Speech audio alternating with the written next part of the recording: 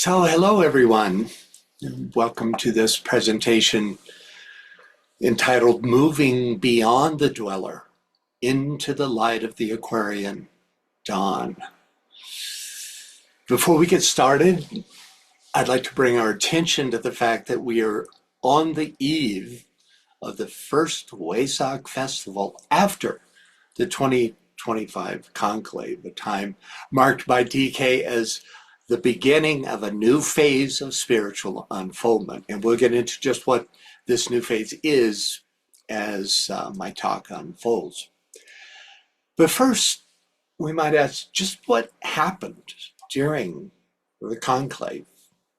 All we know, based on DK's writings, is that the masters of wisdom will have now evaluated the state of the human heart and mind in order to determine the timing and the best method for their physical plane approach.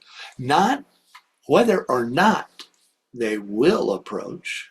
The groundwork has already been laid for that. But rather the most effective methods for their approach. From our perspective, one of the most important variables is how long the new group of world servers will need to prepare the way for the descent of the great ones.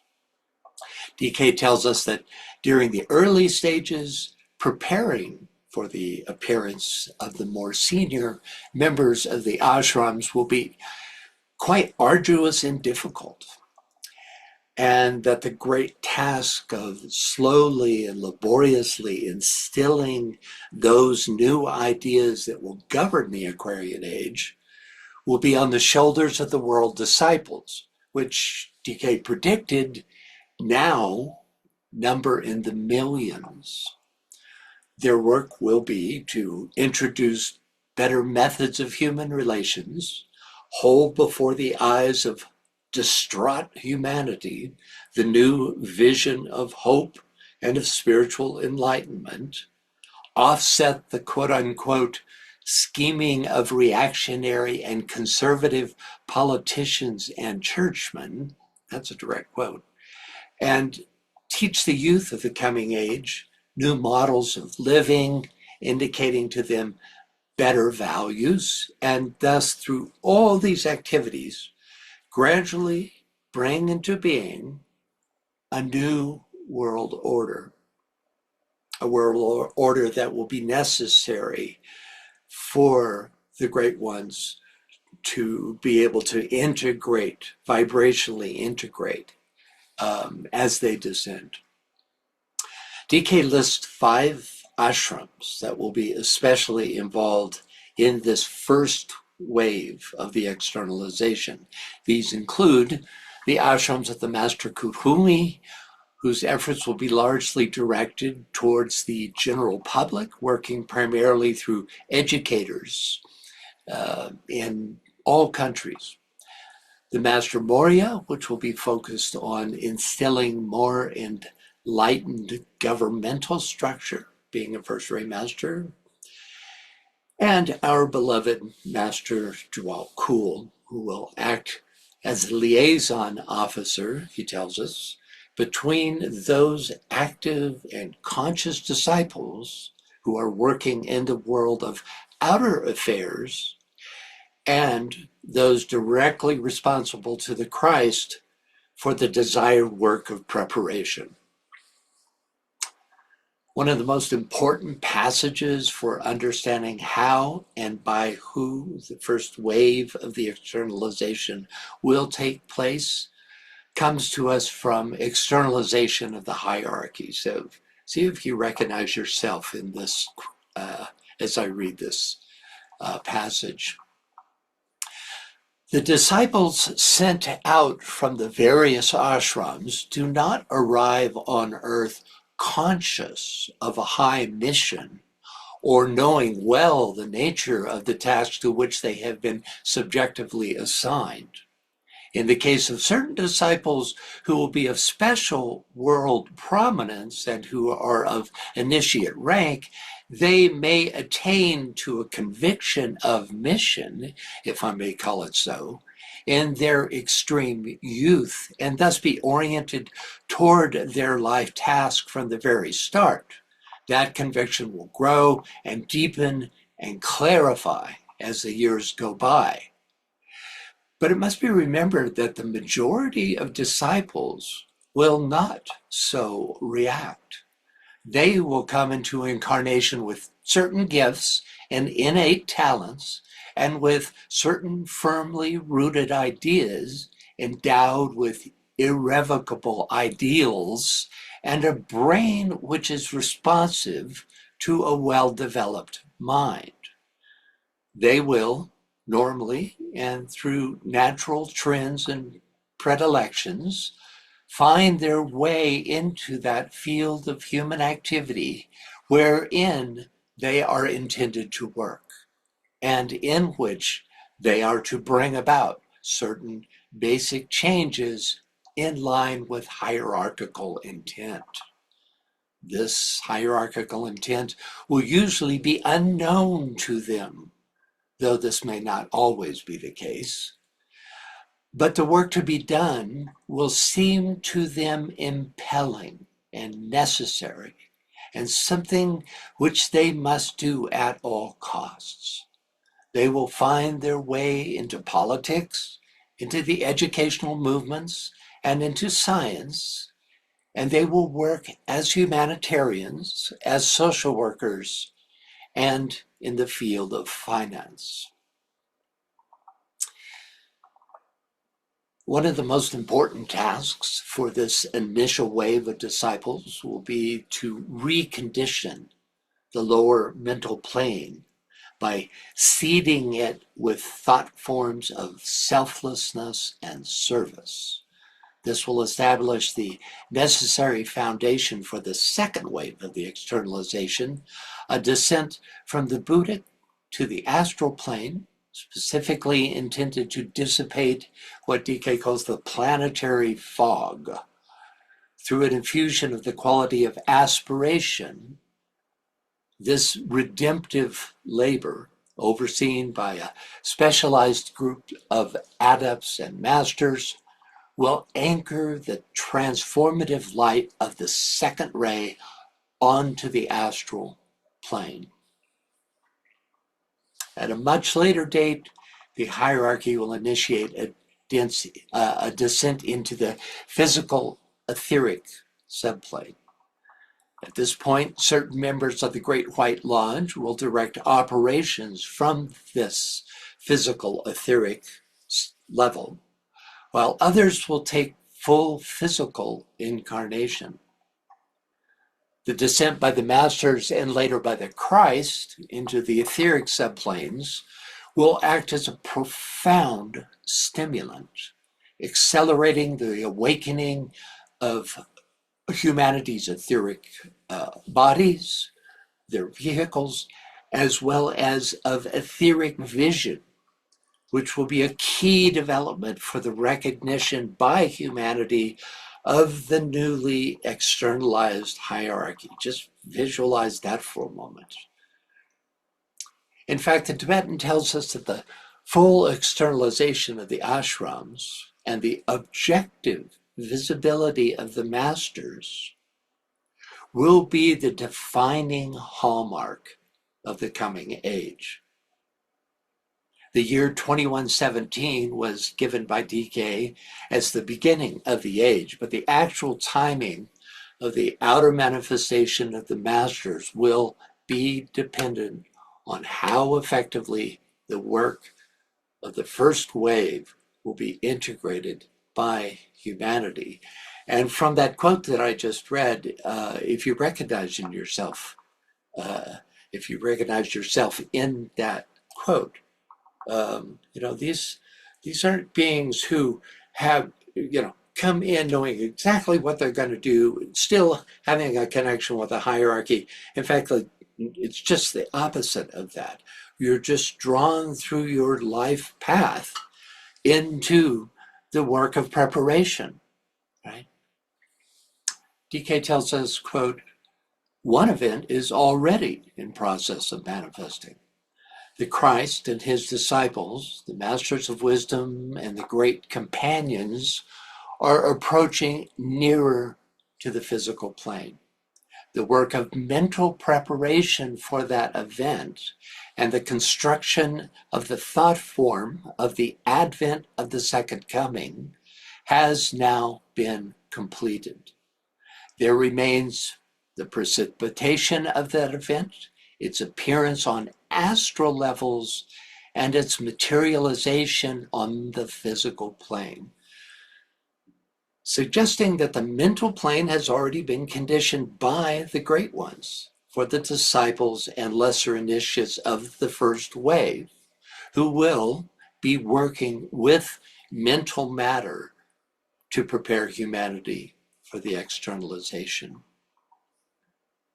Actually, the initial preparatory phase, called the Age of the Forerunner, which took place between 1925 and the 2025 conclaves, and which was in large part oriented towards education, started with what DK calls the externalization impulse in 1875.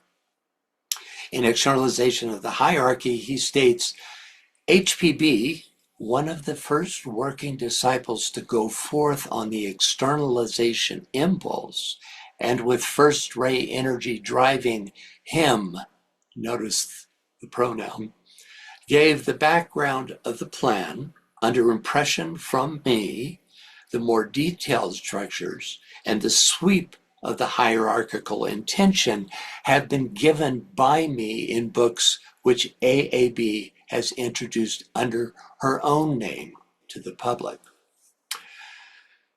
We can only guess who else may have appeared under this initial externalization impulse. In the West, I would include Krishnamurti. This is certainly a partial list. Annie Besant and Charles Leadbeater. In the East, the Indian masters, Ramakrishna, Aurobindo, Yogananda, and Neem Karoli Baba, who through their disciples helped bring the ageless wisdom to the West. On the inner side, certain masters have been working to prepare the way for their own externalization. Quote, the Master Moria, the Master Kuthumi, and the Master Jesus are the three working at this time in closest cooperation with the Christ. With them worked the Master Hilarion, he whom you call the Master DK, and another master who is especially linked with the work of preparation in the sacred land of India. One of the English masters is also exceptionally active, and the master in America is laying his plans towards an active participation in the work. These consecrated workers form a nucleus around the Christ and direct much of the preparatory work.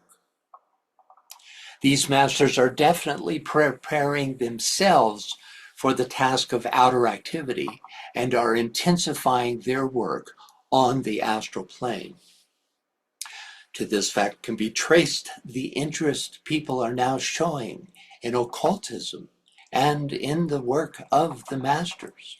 More and more people are becoming sensitive to and conscious of their presence, and more are finding their way into the groups of disciples. The pages that follow this passage give a detailed description of the preparatory work of each of these masters. It's a great read if you want to go deeper into this subject. All this activity is part of the process of anchoring the planetary Antakarana in the human kingdom. The new phase of the externalization, which begins now, might be described as the electrification of this Antakarana.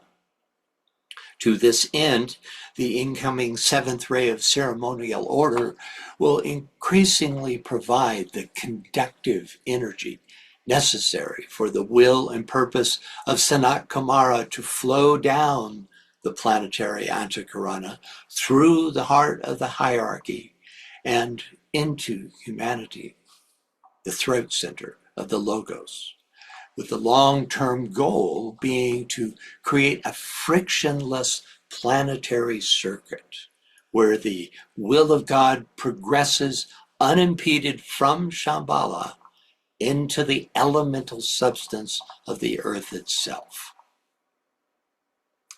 DK tells us that it was activation of a direct link between Shambhala and humanity that compelled the forces of evil to arise during the World War. Quote, "This was the deeply esoteric and unrecognized cause of the war, the beneficent bringing to an end of the impediments to the free flow of spiritual energy down into the third center. This was the factor which called evil from its hidden place and brought the opposing forces to the surface of existence prior to their sealing. Since their defeat, these forces have regrouped, as we all know, in new forms, but with the same goal, to delay the externalization. I say delay, not stop, because the externalization cannot and will not be stopped by the dark forces. The human kingdom, whose destiny is to anchor the planetary Antakarana, now stands at the threshold of the first initiation. This transition into initiate status, which is being accelerated by the high voltage energy of the first ray, directed toward the human center via the avatar of synthesis, is what is forcing the ancient crystallized thought forms, the deep-seated pride, greed, and separateness that defined the materialistic conditioning of the Piscean age, into the light in order to finally be confronted and transformed. So, the current outbreaks of war, predatory business practices, and geopolitical polarization are not signs of a new darkness. Rather, they represent our ancient shadow, but now seen in a new light as something no longer in keeping with the current Aquarian influenced values of human dignity, fair play, and goodwill. As the pressure of externalization builds, people have begun to sense the collapse of the old world order. Influenced by the fading shadow of the sixth ray, some react with fear and national isolationism, hoping to return to a fictional past. This creates a cloud of inchoate, emotionally charged thought forms, which has to be dissipated before the externalized ashrams can safely anchor their operations in our major cities.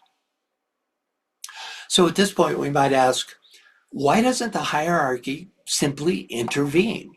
If the ashrams are going to externalize anyway, why don't the masters of wisdom utilize their abilities as white magicians to bind the dweller, thereby forcing an end to war and suffering?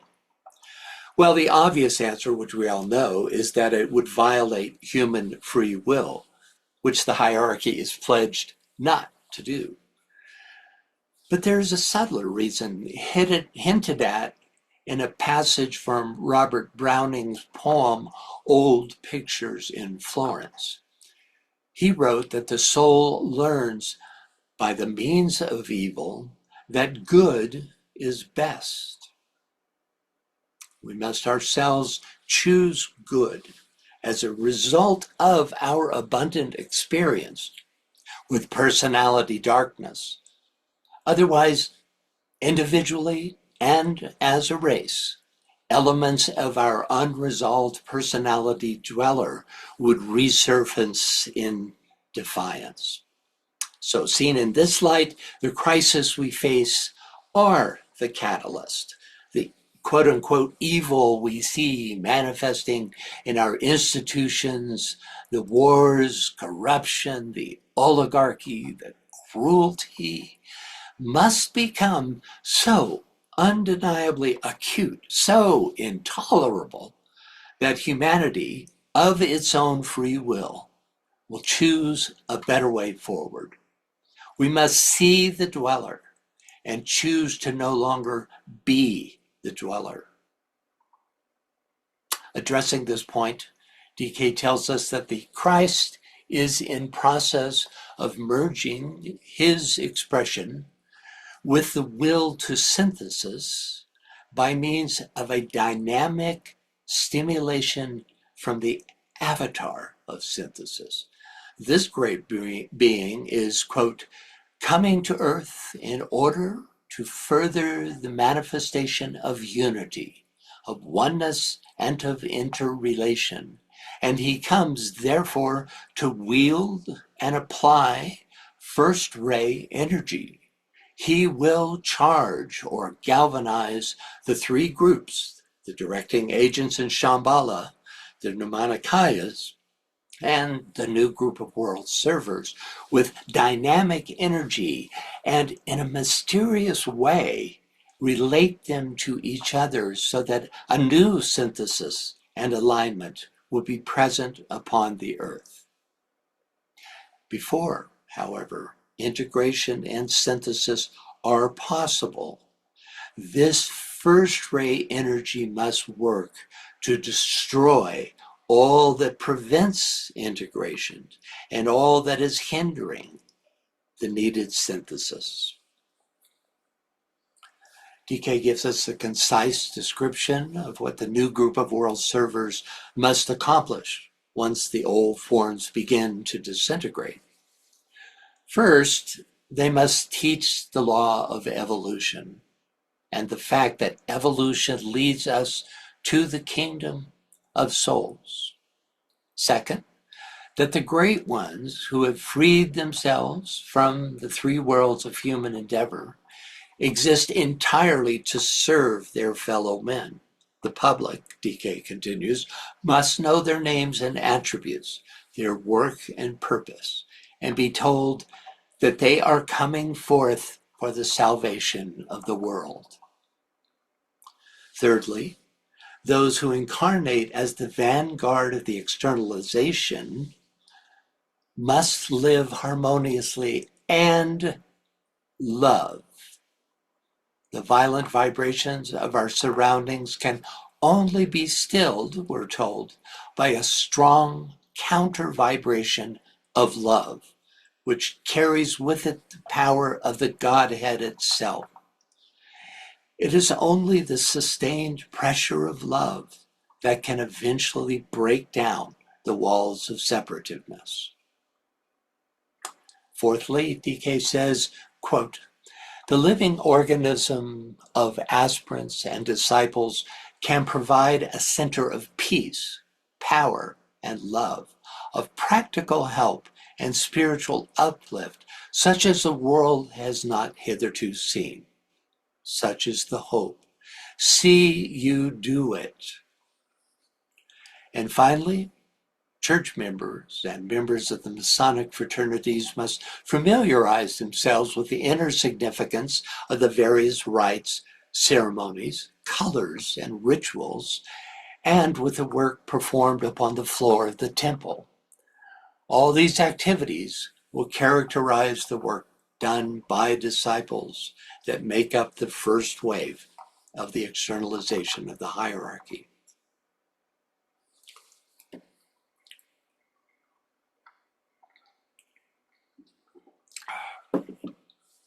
During the second wave, when the masters externalize, they will occupy key executive positions in all areas of human life. A master of the wisdom may appear as a brilliant statesman guiding international government. a revolutionary social scientist, a pioneering physician, or an artist who channels the energies of the Buddhic plane into physical form. They will be recognized by the public for their competence, inclusiveness, and selflessness. But the underlying purpose of this second wave is to prepare the way for the Christ. For he, as the avatar of the Aquarian age, cannot step onto the world stage as long as Piscean enmity and separativeness dominate. For the etheric shockwave of his presence, carrying the combined voltage of the second ray of love wisdom and the first ray of the avatar of synthesis, will require a highly conductive and stable planetary environment. And when the combined energies of the Christ and the avatar of synthesis engage with the human center, they will not be lowering their frequency to accommodate humanity's currently largely astral polarization, but instead will function as a dynamic vibratory stimulant that will irradiate the etheric body of the human kingdom, thereby raising the vibrational frequency of humanity's collective consciousness. As a result, the ancient crystallized thought forms that make up the planetary dweller, or what remains of them, will dissipate, liberating humanity to serve as a clear conduit for the incoming Aquarian light. So, the first wave builds the forms. The second wave, led by the masters, will step into these forms and raise humanity's collective vibration. Only then, when the planetary crucible has been prepared and the structural integrity of the new civilization is secure, will the world teacher externalize to physically anchor the new Aquarian consciousness on Earth. Okay. The hierarchy has established 5 focal points that will serve as receptors for the directed energies of the 5 ashrams that will be involved in the initial stages of the externalization. 3 of these are already active. 2 will come into activity as the new age unfolds. These planetary centers, which together form a 5-pointed star, thank you very much, Philip Lindsay, for this terrific illustration, are New York, London, Geneva, Darjeeling, and Tokyo. Through the Geneva Center, the 7th ray will anchor rhythmic order in the human kingdom, with the goal of grounding ideals of goodwill into effective international relations. In London, the 3rd, 5th, and 7th rays will be used to transmute materialism, direct global labor movements, and make worldwide economic adjustments. In New York, the 2nd ray is already in process of creating a vortex for global synthesis, disseminating the new esoteric teachings and right human relations. In Darjeeling, the 1st ray energy of the Himalayan Brotherhood, mostly quiescent at this time, will increasingly step down the will of Shambhala to create a synthesized global movement government. And finally, in Tokyo, also almost entirely quiescent at this time, the magnetic atmosphere will be prepared to anchor Eastern and Western spiritual synthesis. From these 5 points, subsidiary ashrams will emerge, founded by senior disciples carrying out the initial work of preparing human minds to recognize the new Aquarian values and energies. Of these centers, New York, London are the most active. and with Geneva coming into greater activity as the Aquarian seventh ray begins to take hold. But we might ask, where is the actual evidence of this hierarchically inspired activity? After all, the brutal war in Ukraine continues to destabilize Europe and strain international alliances, while the escalating confrontations between Israel, Iran, and the United States threaten to ignite a broader regional conflagration in the Middle East. This violence is mirrored by a growing political polarization as a significant global shift toward right-leaning, isolationist populism challenges established democratic norms and international cooperation. Overshadowing these human conflicts is the existential threat of a warming planet, with climate-driven disasters becoming more frequent and severe, and the chilling resurgence of nuclear rhetoric, which has pushed the doomsday clock closer to midnight than at any point since the height of the Cold War. From all this, one might conclude that humanity has failed to establish the necessary prerequisites for the externalization of the hierarchy, and thus the planetary dweller has effectively blocked the path toward a more enlightened era. However, when viewed from an esoteric perspective, we see that these worrying developments are actually symptoms of a transition from a last-ditch resurgence of the shadow side of the waning Piscean age. The crystallized thought forms of nationalism and separatism are generating intense global friction, reacting violently to the inescapable pressure of the externalization process. But beneath this chaotic surface, there is a mammoth, though much quieter, counter movement transforming our planet. While it usually isn't mentioned in the breaking news, this surge of Aquarian energy is grounding itself through millions of organized collective activities.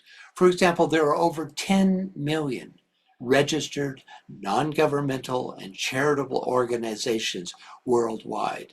It would take over 33,000 pages like this one to list them all.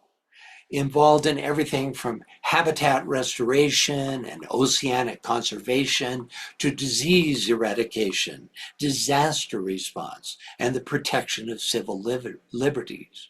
Certain of these organizations address restoration of the mineral, vegetable, and animal kingdoms through reforestation and biodiversity initiatives, while others facilitate cross-border medical aid, basic human rights, poverty alleviation, and educational access for the human family.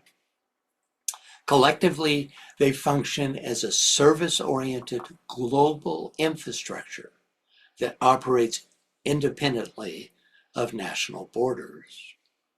Also, a number of intergovernmental organizations like the European Union and the African Union have moved beyond simple trade agreements to establish shared legal, environmental, and security frameworks. In the Asia-Pacific region, the implementation of RCEP, the Regional Comprehensive Economic Partnership, has created an affiliated economic zone representing nearly 1/3 of the global economy. This trend is mirrored in the environmental sectors, where a record number of multilateral treaties, including the recent High Seas Treaty, have legally bound member nations to a stewardship of global resources. Social movements representing the Aquarian values of group cooperation have grown exponentially since Alice Bailey's time.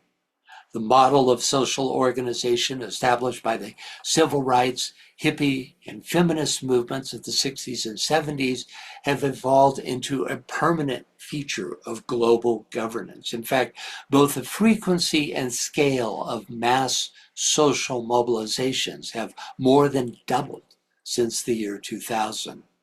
These movements are characterized by a shift away from singular leadership toward horizontal networks that prioritize shared values, very Aquarian in their orientation.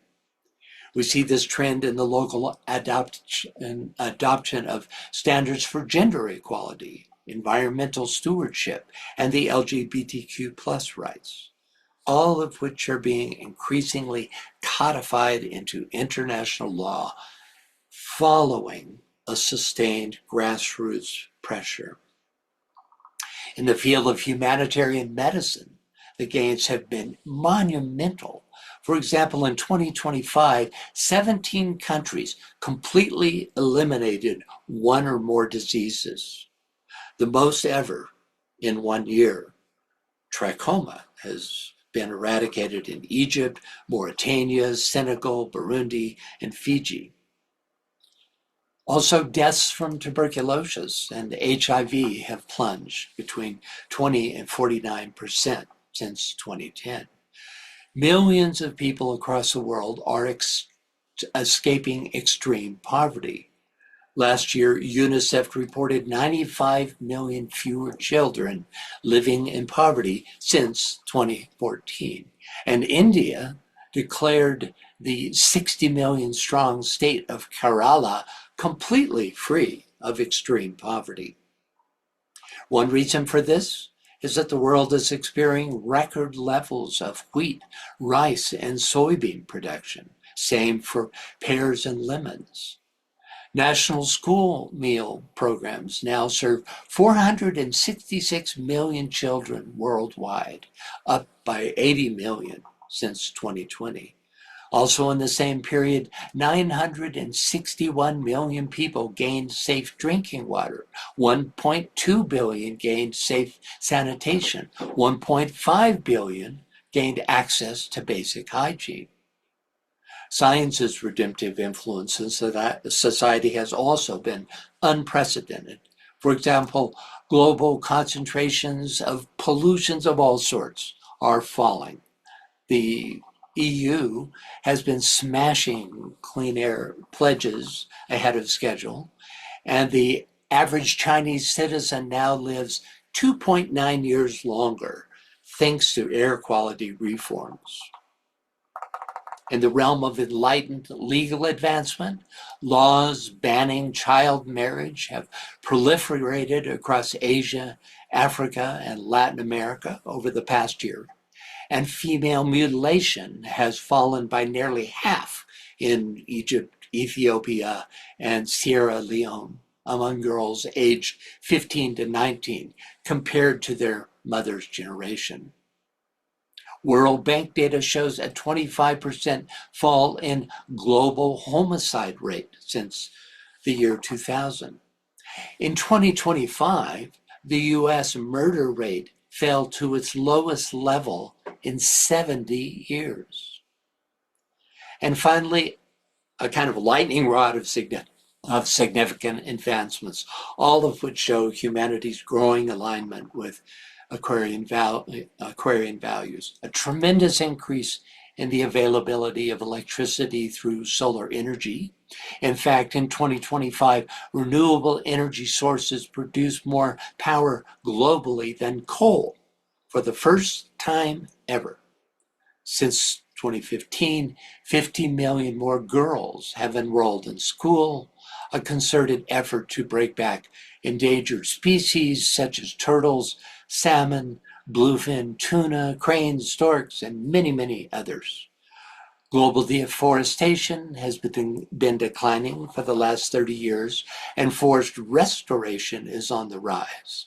Between 2010 and 2020, the world added an average of 20 to 30 new national parks per year, and protected land across the globe increased to over 17% in 2025.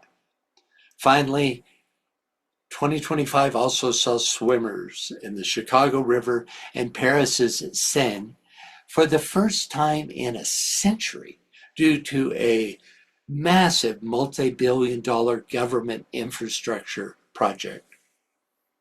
So, why are these diverse global advances hallmarks of a successful preparation for the externalization of the hierarchy? Because every sector of human activity, from the breakthroughs of modern science and medicine, and